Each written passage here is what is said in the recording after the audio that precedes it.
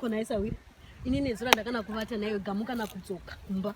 Nditsumboza kuti zviri kutombofamba sei izvi zviri kutomuka ndiri kuti parapata mwana hakuna. Naiwe ko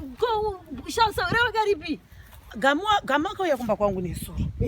Vabva nagiya kuma 3 vachiti hamene vaidaidzwa nevamwe wacho hamene vananetsai uko vachiti hanzi pane kwavari kuenda asi aitotaura Gama inini wangu giya akatoti ndichibata mama ndamirira usiku hwese kusvika kuedzi izandichatombozivawo kuti kochichiitika kuva navana yasikana chaiko chaari kutoita chaicho kwa apatorina mazuva mafambiro ake kungodai mutosheye kuti nhai medu we woita zvekudiko nhai vana ava nhai medu we vana vanga vakutononyora fofo manje apa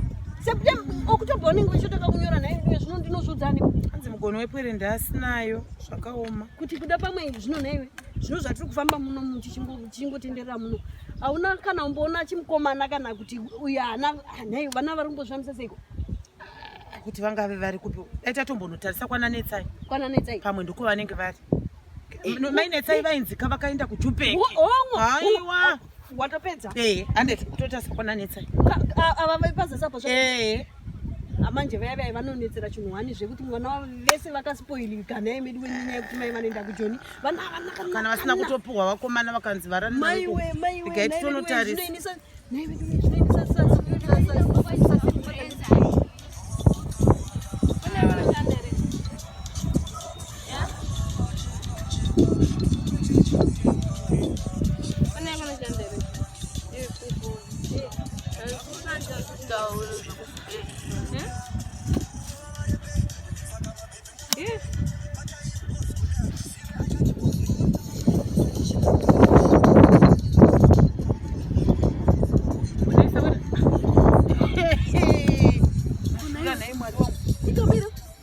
Gamuyo kuna yewe gamu aiwe giya newewo gamu vana vasikana asi mwanongakarewa newe Isawira mwanongakarewa anoroiwa iye akabata zvakabata izvi aiwa hakusiroiwa bao neasikana imi vakomana aiwa hakusiroiwa bao hakusiroiwa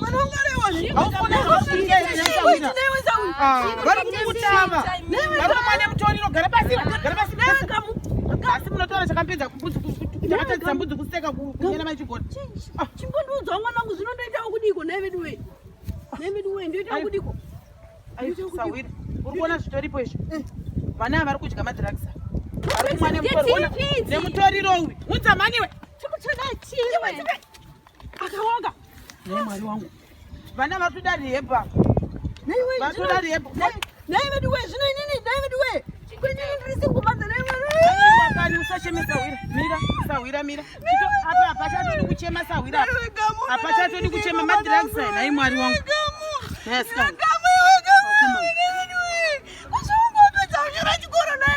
aiwa chirega kuchema Sawira aiwa chitofonera ambulance